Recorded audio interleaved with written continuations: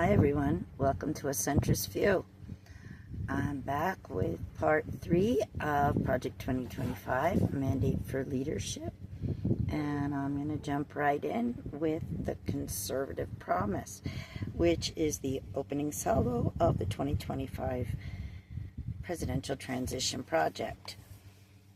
It was launched in April 2022 by the Heritage Foundation and its many partners. It has 30 chapters, hundreds of policy recommendations for White House offices, cabinet departments, Congress, agencies, commissions, and boards. There are more than 400 contributors, including scholars, policy experts, former elected officials, world-renowned economists, and veterans from 4 presidential administrations. This is an agenda prepared by and for conservatives. There are 4 broad fronts that will decide America's future. Number 1, restore the family as the centerpiece of American life and protect our children. Number 2, dismantle the administrative state and return self-governance to the people. Number 3, defend our nation's sovereignty, borders, and bounty against global threats. Number 4, secure our God-given individual rights to live freely, what our Constitution calls the blessings of liberty. These 4 fronts focus on the moral and foundational challenges. This was the secret of the conservative success in the Reagan era, and our generation should emulate. Okay, well, I'm going to interject because, that was 45 years ago, and they might have thought it was really great back then, but I was 12, and I was still being told that certain professions were only for men.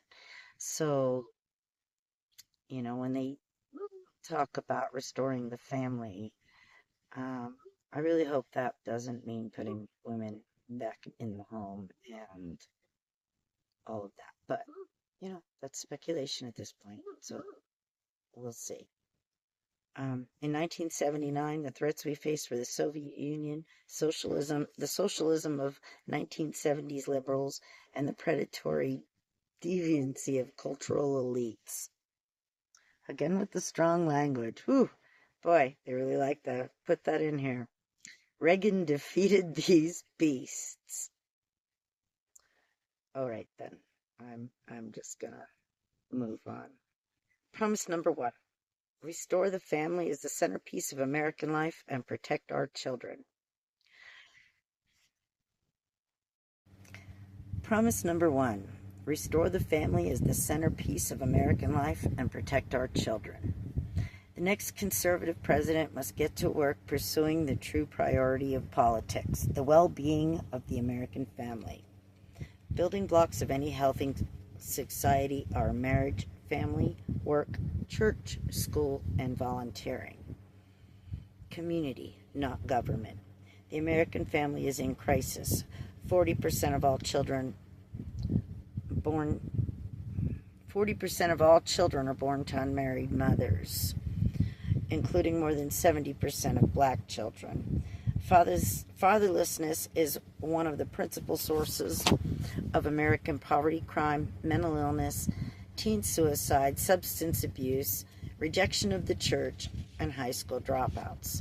The world has never seen a thriving, healthy, free, and prosperous society where most children grow up without their married parents.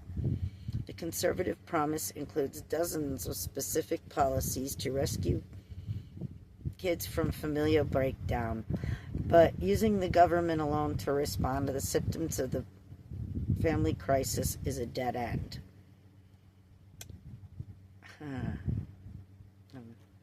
Anyway, the example they're using is eliminating marriage penalties in federal welfare programs and the tax code and installing work requirements for food stamps.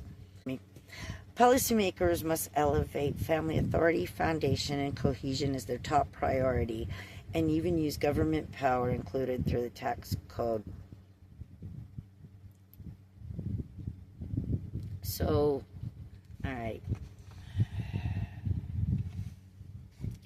I'm not saying that people shouldn't be given a hand up instead of necessarily a handout.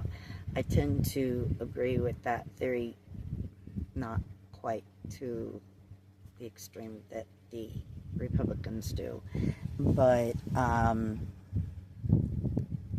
and installing work requirements for food stamps and stuff, I can understand that too in certain circumstances. But when you say that you want to rescue kids from familiar breakdown, nothing breaks down a family faster than poverty and hunger and despair. And so I can see the installing work requirements for food stamps, but if the parents are lazy, it's the kids who suffer. And you want to rescue the kids, but yet this policy, in effect, has the potential to actually harm the children. You can't force people to do the quote right thing. You can't. You can try. So, I don't know. We'll see how it works out, because the big beautiful bill does cut a lot of food programs, and it does install the 20 watt the work requirements. I believe those work requirements have been actually on the books for a long time, but hadn't been enforced, and now they're being enforced. So it seems to be having an effect of hurting businesses that sell groceries and stuff. So we'll see what the long-term effect of it is. Policymakers must elevate family authority, foundation, and cohesion. Oops, sorry, already read that part. Moving on. Today the left is threatening the tax-exempt status of churches and charities that reject woke progressivism. They will soon turn to Christian schools and clubs with the same totalitarian intent. Well, I don't know if they're threatening the tax-exempt status, but they are definitely questioning it. The reason churches have tax-exempt status is because of the theory of separation of church and state. No, that is not specifically written in the Constitution, but that is the premise that the tax-exempt status is based on. The liberal argument is that if churches are going to preach from the pulpit, if they're going to make political contributions, recommendations, essentially get involved in politics and get involved in government, then there's no more separation, and that tax-exempt status should not apply. To agree, I tend to agree with that. I think that churches are a little too wealthy. Yes, many of them do great charitable works, but could probably do more. But I do agree that if they were given the tax-exempt status based on the premise of separation of church and state, then they have to stay separate. And if they don't stay separate, then the tax-exempt status should be withdrawn. That's my personal opinion. You can tell me what you think. Next point is the next conservative president must make the institutions of American civil society hard targets for woke cultural warriors. Well, and I'll add, and from religious fundamentalists. I don't agree that the far left, some of the policies are necessarily great. But the religious fundamentalism, where everyone should worship and pray in school, and have Bible study in school. Well, which religion? There are hundreds and hundreds of them. So what, are you going to have hundreds and hundreds of different Bible classes? Or are you going to only teach the one that the state decides? And if it's the one that the state decides, then that essentially is establishing a religion which is unconstitutional. So whether or not you agree that religion should be taught in schools, you can't disagree that that is bordering on, at the minimum, bordering on unconstitutional, if you're going to be honest. So, I'd say that definitely goes for both sides. Extremists on either side are dangerous, and that's my opinion. It starts with deleting the terms sexual orientation and gender identity, diversity, equity, inclusion, gender equality, gender equity, gender awareness, gender sensitive, abortion, reproductive health, reproductive rights, and any other term used to deprive Americans of the First Amendment rights and of every federal rule, agency, regulation, contract, grant, regulation, and piece of legislation that exists. Wow. Phew. So, let's see. We can't talk about diversity of any kind. Nope. Gender identity, sexual orientation, equity, inclusion. Can't use the word gender at all. Or gender equality, equity, awareness. Reproductive health or reproductive rights. Nope, nope, nope. No legislation can include those. So exactly how are... Wow. So if we can't discuss... Let's see. It says that every federal rule, agency, regulation, contract, grant, regulation, and piece of legislation that exists. So how are we supposed to have legislation regulating reproductive rights and reproductive health if we can't use those words in legislation? Okay then. This is going to get interesting. I'm trying not to use any swear words, but the term clusterfuck comes to mind. Oh boy, they go on a whole rant about pornography. Pornography manifested today in the omnipresent propagation of transgender ideology and sexualization of children, for instance, is not a political Gordian knot, inextricably binding up disparate claims about free speech, property rights, sexual liberation, and child welfare. It has no claim to First Amendment protection. I'm going to have to I'm going to stop mid-paragraph here and absolutely, completely agree that if it is in any way whatsoever geared toward children, or includes children, or the sexualization of children, it absolutely should not have any First Amendment protection.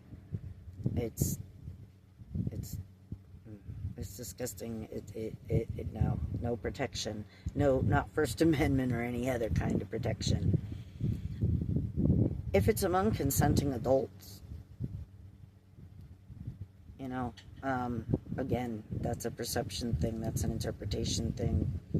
Some people would say, it should be outlawed, and other people would say it should not.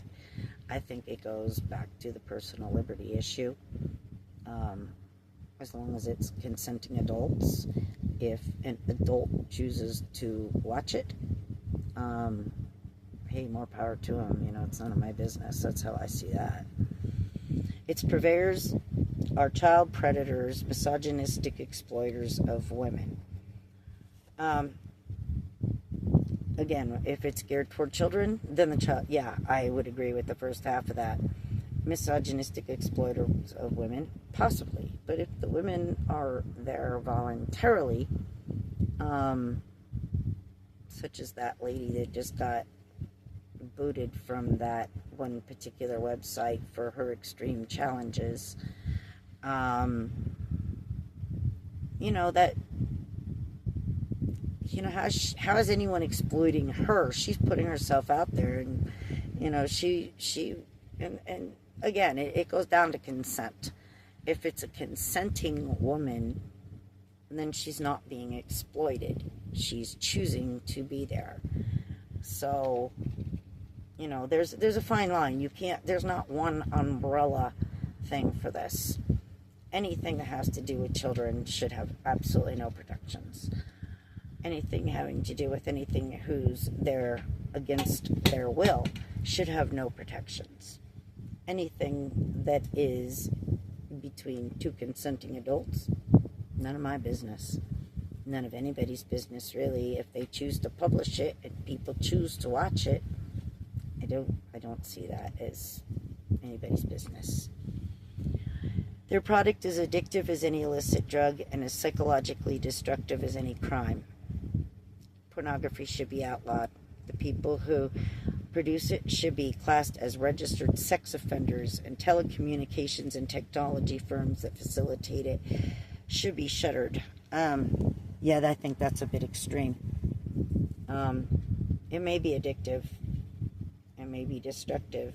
But again, it's a personal choice. You know, if an adult wants to publish it, an adult wants to watch it, you know, they say they want less government. But yeah, here they are acting like nannies. They say, you know, oh, we don't want a nanny state, but here, this is kind of nanny-ish. That's, again, my opinion.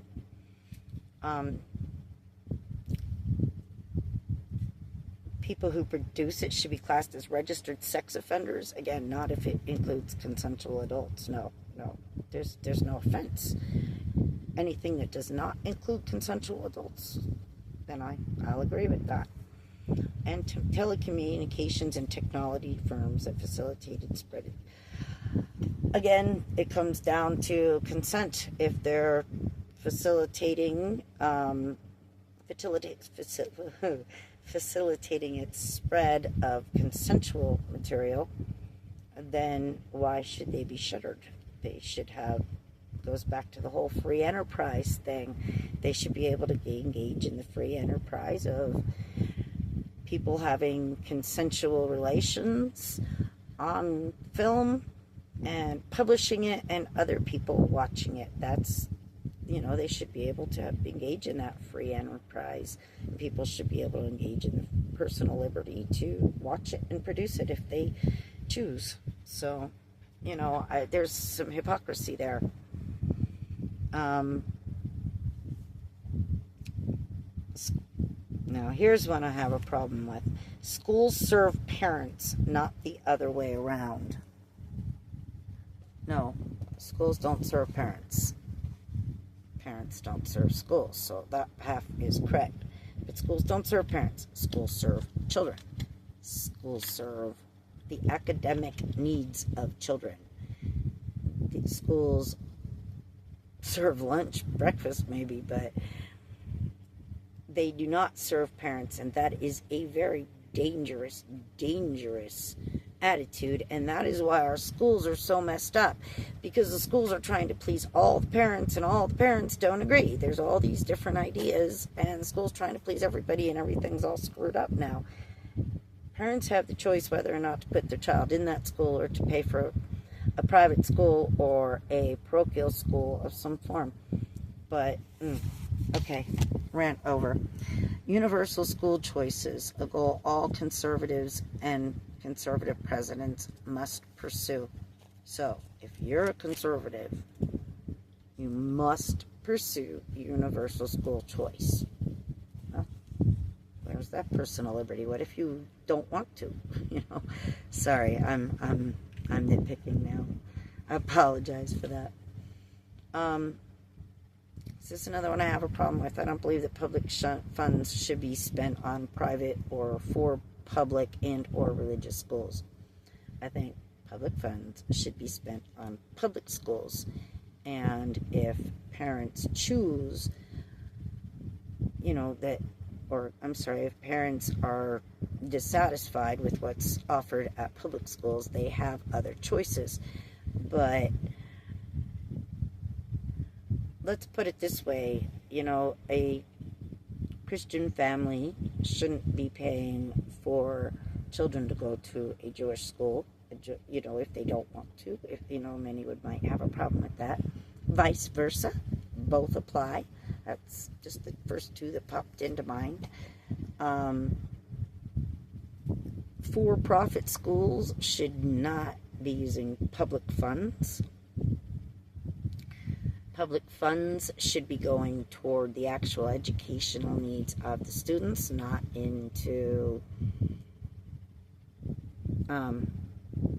board of directors' pockets.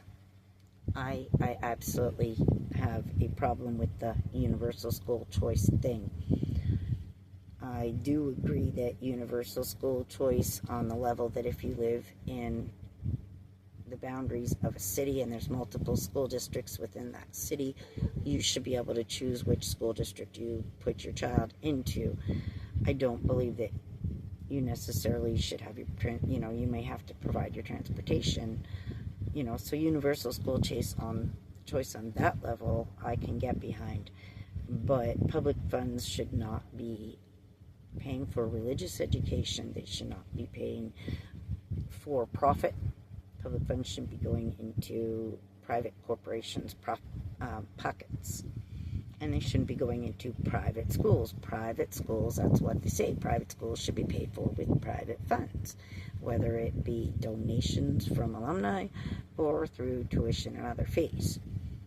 But, all right, so that rant's over too.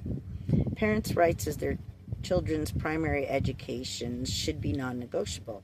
Absolutely agree. States, cities, and counties, school boards, union bosses, principals, and teachers who disagree should be immediately cut off from federal funds. Oh my goodness, no. I agree that parents' rights as their children's primary educators should be non-negotiable. Parents absolutely should have the choice of where they want their children to be educated, but that doesn't mean that public funds necessarily should pay for their choice. The noxious tenets of critical race theory and gender ideology should be excised from curricula in every public school in the country. Well, critical race theory, yes, because that's exactly what it is. It is a theory. It is taught at upper-level college courses, and it requires a lot of sociology background and such in order to really fully understand the theory. And no, it should not be taught in education, in lower education, lower level education schools, in my opinion. Gender ideology, I don't know if that is in curricula. I don't have children in school. I haven't done the research. I'm going to refrain from having any comment because I don't know if it's happening in exactly in what context. So, if it's just like a sex education class and they mention that there are people who are transgender, well, I don't think that, just mentioning the existence is such a bad thing. But, things can go too far, so. Allowing parents or physicians to reassign the sex of a minor child is child abuse and must end.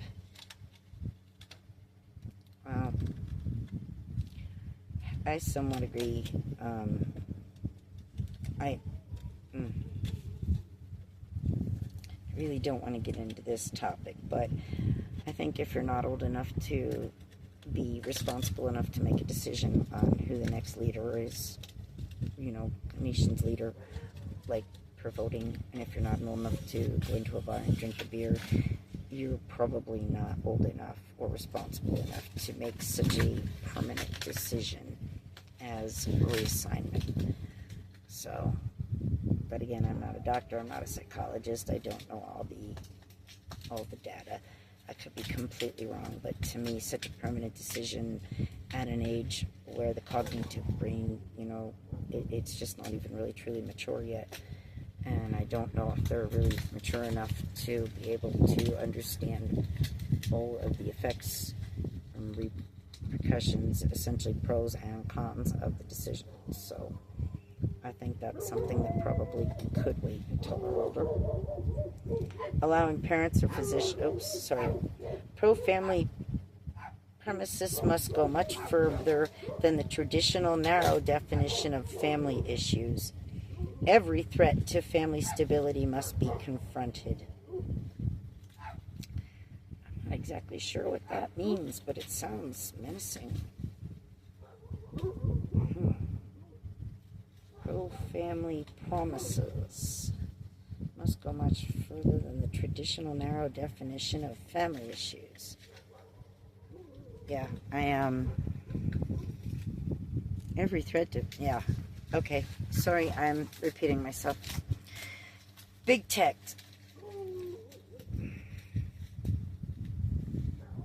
Big tech addicts children to mobile apps and social media. It fuels mental illness and anxiety, frays familiar bonds. Federal policy cannot allow this industrial scale child abuse to continue. That's kind of funny considering the next conservative president that was elected after this was written owns a social media site. But this goes back to what happened to free enterprise and personal liberty and all that. I think that's one of those things that goes on to the family. It goes on to the parents to monitor screen time and such. You know, it's not up to the government to be a nanny in that respect. Celebrate the overturning of Roe versus Wade, the greatest pro-family win in a generation. Yeah.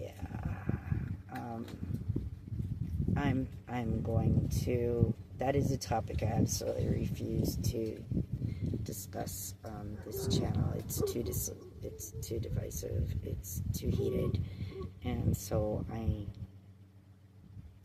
let's just suffice it to say that I'm lean more toward pro-choice bodily autonomy. But for the record, that also includes mandatory vaccines. I don't think that anybody has the right to force anybody to have anything in their body that they don't want there, no matter what it is. So we'll just stop there. The Dobbs decision is just the beginning. Conservatives in the states and in Washington, including in the next conservative administration, should push as hard as possible to protect the unborn in every jurisdiction in America. So, they want to trample on states' rights now. Lovely. They want to push as hard as possible. I thought they were like states' rights and, all that, but work with Congress to enact the most robust protections for the unborn that Congress will support while deploying existing federal powers to protect innocent life and vigorously complying with the statutory bans on the federal funding of abortion. Yeah, that word I'm not supposed to say on YouTube. Conservatives should ardently pursue their pro-life and pro-family policies while recognizing the many women who find themselves in immensely difficult and often tragic situations and the heroism of every choice to become a mother. Alternate options to that A word, especially adoption, should receive federal and state support. I can agree. Absolutely, adoption should receive state and federal support. But if you're all outlining the alternative,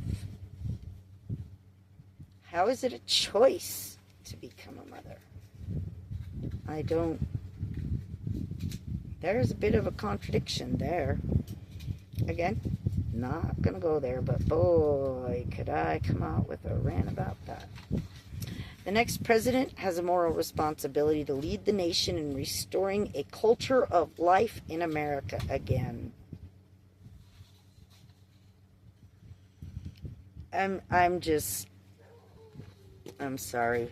I'm just laughing about it because, you know, they talk about the family unit, and the next conservative president who was elected after this was written was Donald Trump, who's been married 3 times.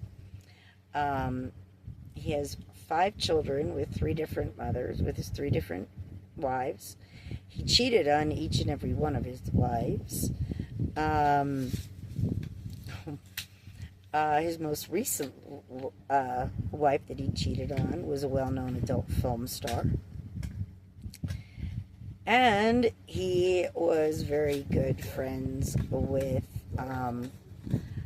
the man who they're discussing whether or not the files exist. Again, that's another name I'm not supposed to mention on YouTube.